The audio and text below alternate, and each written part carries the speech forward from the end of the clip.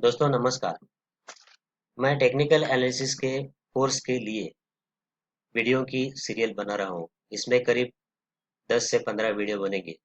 जिनको share market में investment करके फायदा कमाने की इच्छा है, उनको ये सभी वीडियो देखने की सलाह दूंगा। इन वीडियो की जानकारी आपके सभी मित्रों को भी दीजिए और इस चैनल को सब्सक्राइब कीजिए। पहले हम टेक्निकल एनालिसिस के उपयोग के बारे में जानकारी लेते हैं। टेक्निकल एनालिसिस करने पर स्टॉक प्राइस के ट्रेंड के बारे में पता चलता है। उसी तरह ट्रेंड परिवर्तन कब होगा, यानी कि डाउन ट्रेंड खत्म होकर अप ट्रेंड कब शुरू होगा या हुआ है, और अप ट्रेंड खत्म होकर डाउन ट्रेंड कब शुरू होगा या हुआ है, उसकी जानकारी बहुत पहले मिलती है। अगर ये सूचना हमें सही समय पर मिलती है तो हम अप ट्रेंड शुरू शुरू होने पर तुरंत शेयर ले सकते हैं, और जब डाउन ट्रेंड शुरू होता है तो तुरंत शेयर बेचकर मैक्सिमम मुनाफा ले सकते हैं। इसके अलावा टेक्निकल एनालिसिस करके हमें कितना प्रॉफिट कितना समय में मिलने की संभावना है, इसका पता भी चलता है। अब हम टेक्निकल एनालिसिस क्या है इसके बारे में जानकारी लेंगे। टेक्निकल एनालिसिस चार्टिंग है। स्टॉक प्राइस, समय और वॉल्यूम, इन तीनों को लेकर और उसमें मैथमेटिकल प्रोसेस करके इंडिकेटर्स बनाकर उनके चार्ट देखकर हमें स्टॉक कब लेना है और बेचना है, इसकी जानकारी मिलती है। इसे टेक्निकल एनालिसिस कहते हैं। चार्टिंग का उपयोग करके भविष्य में स्टॉक प्राइस किस तरफ चलेगी, यानी कि प्राइस बढ़ेगी या कम होगी, इसका अनुमान लगाया जाता है।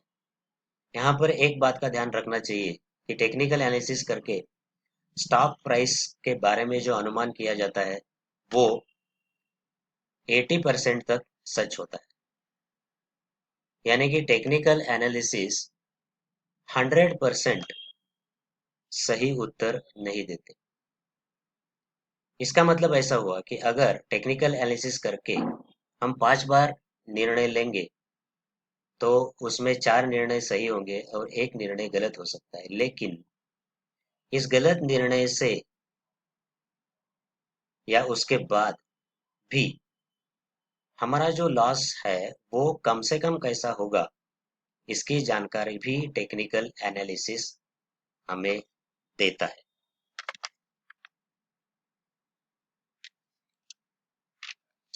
एक सवाल आपके मन में आता होगा कि क्या टेक्निकल एनालिसिस का उपयोग प्रैक्टिकली होता है? तो इसका उत्तर हाँ, ऐसा ही है। क्योंकि स्टॉक की बाइंग या सेलिंग किसी भी कीमत पर नहीं होती, यानी रैंडमली नहीं होती है। ज़्यादा बाइंग और ज़्यादा सेलिंग कोई एक विशेष प्राइस आने पर ही होती है, जिसे हम सपोर्ट और रेजिस्टेंस कहते हैं। दूसरी बात यह भी है कि कम या मीडियम समय के लिए जो ट्रेडर बाइंग और सेलिंग करते हैं वो टेक्निकल एनालिसिस देखकर ही करते हैं, और ऐसे ट्रेडर की संख्या बढ़ रही है। वैसे ही फाइनेंशियल इंस्टीट्यूट्स, म्यूचुअल फंड्स आदि टेक्निकल एनालिसिस देखकर इन्वेस्टमेंट करते हैं। इसलिए ये ध्यान में रखें कि टेक्निकल एनालिसिस का प्रैक्टिकली उपयोग होता है। इसलिए शेयर मार्केट में उतरने से पहले टेक्निकल एनालिसिस सीखें, उसका प्रैक्टिस करें और बाद में इन्वेस्टमेंट करें, तो आपको ज़्यादा प्रॉफिट होने की संभावना रहती है। टेक्निकल एनालिसिस में बहुत सारे टेक्निक्स हैं। इसकी जानकारी लेने से पहले हमें कुछ बेसिक बातों की जानकारी लेना जरूरी है। वो बातें हैं स्टॉक प्राइस, चार्ट और सपोर्ट और रेजिस्टेंस। पहले हम स्टॉक प्राइस के बारे में जानकारी लेंगे। स्टॉक की प्राइस डिमांड और सप्लाई से तय होती है। अगर कंपनी की परफॉर्मेंस अच्छी है तो डिमांड बढ़ने के कारण प्राइस बढ़ती है, और अगर परफॉर्मेंस खराब हो रही है तो ज़्यादा लोग सेल करते हैं, यानी कि सप्लाई बढ़ती है, जिससे प्राइस कम हो जाती है।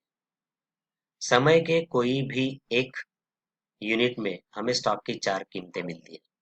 समय का यूनिट मिनट में, आवर में, दिन में, सप्ताह में या महीने में हो सकता है।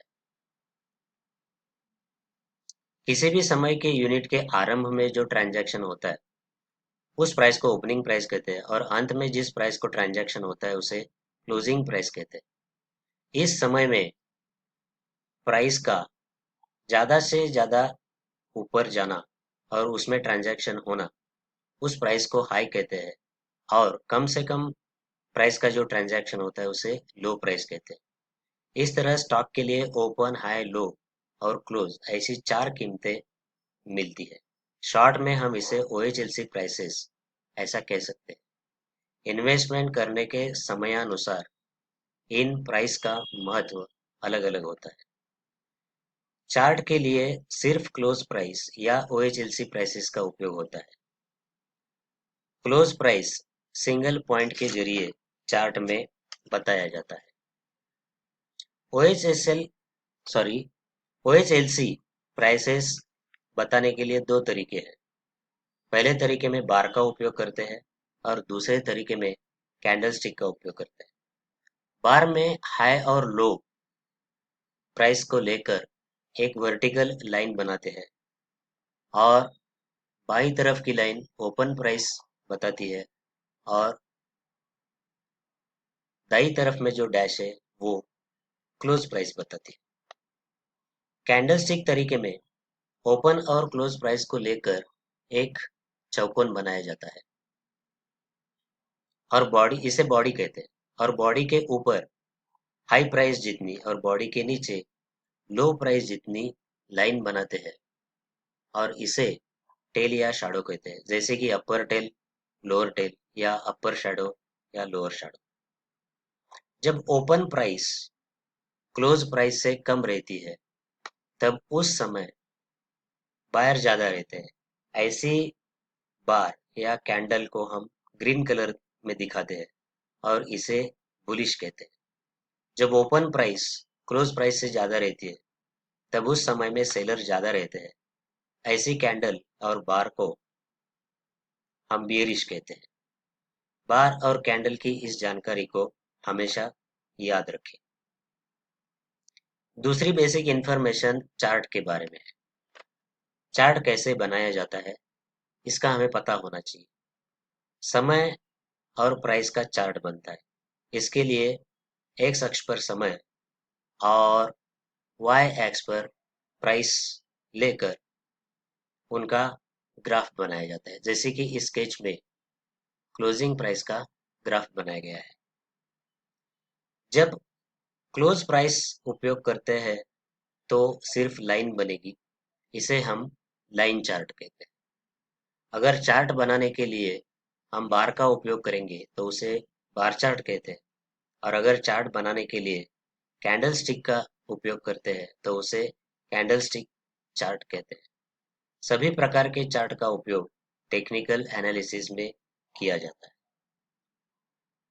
तीसरी बेसिक इंफॉर्मेशन सपोर्ट और रेजिस्टेंस के बारे में। जिस स्टॉक प्राइस के लिए बाइंग बढ़ती है और वहां से स्टॉक की प्राइस बढ़ने की शुरुआत होती है उसे सपोर्ट कहते हैं, और जिस कीमत के पास सेलिंग बढ़कर स्टॉक की प्राइस कम होने लगती है उस प्राइस लेवल को हम रेजिस्टेंस कहते हैं। बाईं ओर की फिगर में ब्लू लाइन के पास आकर प्राइस हमेशा बढ़ती है तो इस प्राइस को हम सपोर्ट कहते हैं।